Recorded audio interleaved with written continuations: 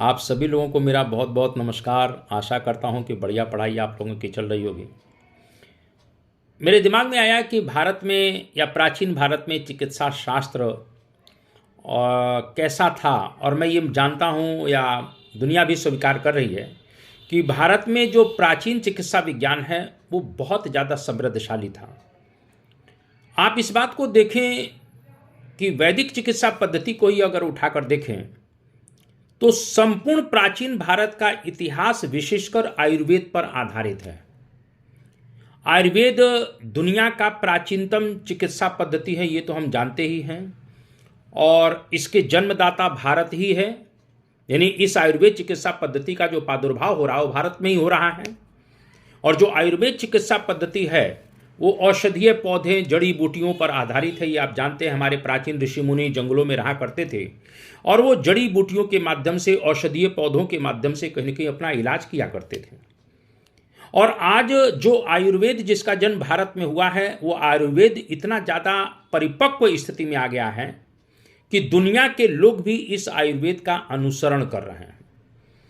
मैंने अभी कहा कि इस तरह से प्राचीन भारत में देखें तो इस प्राकृतिक चिकित्सा के द्वारा, साथ में योग विज्ञान के द्वारा, यानी योगासन के द्वारा, जैसा कि हम पतंजलि के योग शास्त्र में देखते हैं, योग के माध्यम से भी शरीर को एक तरह से स्वस्थ रखने का एक तरह से कंसेप्ट था।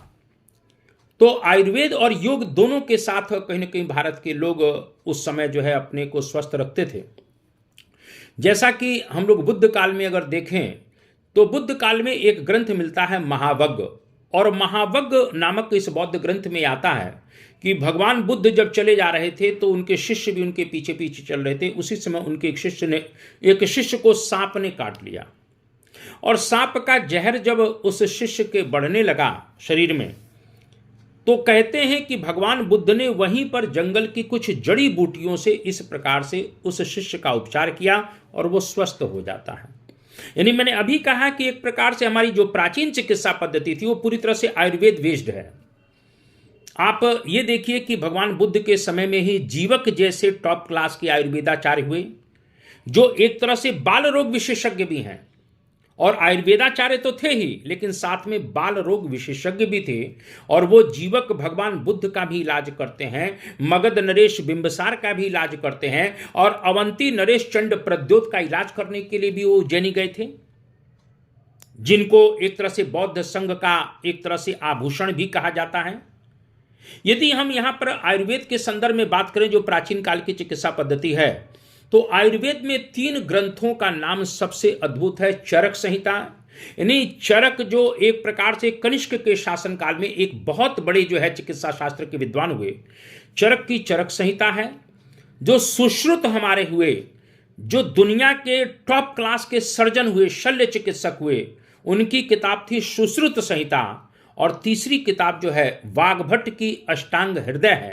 यानी मैं ये कहना चाहता हूं कि अगर हम यहां पर देखें तो चरक संहिता, सुश्रुत संहिता और अष्टांग हृदय, ये जो 3 भारत के ग्रंथ हैं वो दुनिया के सभी आयुर्वेदिक के, यानी आयुर्वेद के आधारभूत ग्रंथ माने जाते हैं। ये 3 ग्रंथ सबसे महत्वपूर्ण है। जैसा कि मैंने अभी कहा, चरक संहिता, सुश्रुत संहिता और अष्टांग हृदय, ये आयुर्वेद के आधारभूत ग्रंथ हैं। और जैसा कि मैंने अभी कहा कि चरक एक प्रकार से कनिष्क के समय में है जो चरक संहिता की रचना करते हैं, एक बहुत बड़े आयुर्वेदाचार्य हुए। उसी समय नागार्जुन भी हैं, और नागार्जुन रस चिकित्सा के आविष्कारक माने जाते हैं। इसी प्रकार से अगर हम वहां पर एक देखते हैं तो प्राचीन काल के जो बड़ी बड़ी यूनिवर्सिटियां हुआ करती थी, चाहे तक्षशिला की बात करें, चाहे नालंदा विश्वविद्यालय की बात करें, आप ये देखिए कि इन विश्वविद्यालयों में चिकित्सा शास्त्र अनिवार्य विषय था।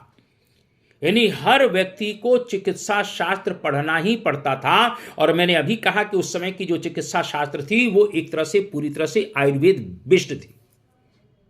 यानी आपको चरक संहिता पढ़ना पड़ेगा, आपको सुश्रुत संहिता पढ़ना पड़ेगा, आपको वाग्भट की किताब को पढ़ना पड़ेगा। मैंने अभी कहा कि इस प्रकार से सुश्रुत जो उस समय के दुनिया के सबसे बड़े सर्जन हुए जिन्होंने सुश्रुत संहिता लिखी है, उसमें 8 प्रकार की सर्जरी की बात की गई है। 8 प्रकार की शल्य चिकित्सा की बात वो करते हैं। उसमें मोतियाबिंद के ऑपरेशन की भी बात वो करते हैं। और सबसे बड़ी बात, आज जो कहीं ना कहीं प्लास्टिक सर्जरी जो की बात हो जा रही है, वो प्लास्टिक सर्जरी का जन्मदाता भी सुश्रुत थे, क्योंकि उस 8 शल्य क्रियाओं में कहीं ना कहीं एक तरह से प्लास्टिक सर्जरी की भी बात हो रही है। इसी प्रकार से अगर देखें तो उस समय के एक और बहुत बड़े विद्वान हुए जिनका नाम धन्वंतरी था, और धन्वंतरी आयुर्वेद के बहुत प्रकांड विद्वान थे, जो एक तरह से चंद्रगुप्त विक्रमादित्य के नवरत्नों में भी शामिल हैं। इसी प्रकार से अच्छा, धन्वंतरी ने एक किताब भी लिखी है निघंटू, तो निघंटू नामक वो ग्रंथ भी कुल मिला के कहीं कहीं लिखते हैं। इसी प्रकार से मैंने कहा वाग्भट, जो उस समय दुनिया के सबसे बड़े कार्डियोलॉजिस्ट हैं, हृदय रोग विशेषज्ञ हैं, जो अष्टांग संग्रह भी लिख रहे हैं और अष्टांग हृदय भी लिख रहे हैं। और आज भी मेडिकल साइंस में जो कार्डियोलॉजी के कुल मिला के कहने के विषय है, उसमें अष्टांग संग्रह और अष्टांग हृदय आज भी पढ़ाई जाती है। ये बहुत इंपॉर्टेंट बात मैं ये कह रहा हूं। इसी प्रकार से अगर हम यहां पर देखें तो एक तरह से पशु चिकित्सा के क्षेत्र में, वेटनरी के क्षेत्र में भी बहुत जबरदस्त भारत में काम हो रहा है। ऐसा नहीं कि मानव चिकित्सा पर भी कहीं ना कहीं हम लोग बेस्ड हैं, हम लोग पशु चिकित्सा यानी वेटनरी पर भी पूरी तरह से एक तरह से कहीं ना कहीं काम हो रहा है। और पालकाप्य नामक एक वेटनरी वैज्ञानिक का नाम आता है।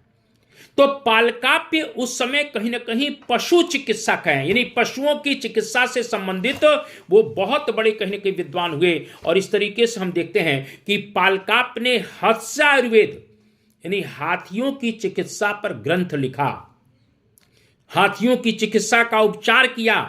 तो हत्स्य आयुर्वेद कुल मिला के कहीं पालकाप्य की किताब जो पशु चिकित्सा पर आधारित है, बहुत इंपॉर्टेंट है। आप जानते हैं नकुल और सहदेव को एक प्रकार से अश्व चिकित्सक माना जाता है, यानी वो अश्व चिकित्सा में बहुत ज़्यादा निपुण थे, ये भी हम लोग जानते हैं। तो मेरा ये कहने का मतलब है कि चाहे वो कहीं कहीं पशु चिकित्सा की बात हो, चाहे मानव चिकित्सा की बात हो, इसी प्रकार से हम जानते हैं कि नवनीतिकम एक किताब है, नवनीतिकम आयुर्वेद की एक प्रसिद्ध कहीं की पुस्तक है। लेकिन यहाँ ध्यान रखिएगा, मैंने अभी कहा कि एक तरह से देखा जाए तो सुश्रुत संहिता, चरक संहिता और अष्टांग हृदय, ये 3 आधारभूत ग्रंथ आयुर्वेद के माने जाते हैं और आज भी कुल मिला के उनका सबसे बड़ा महत्व है।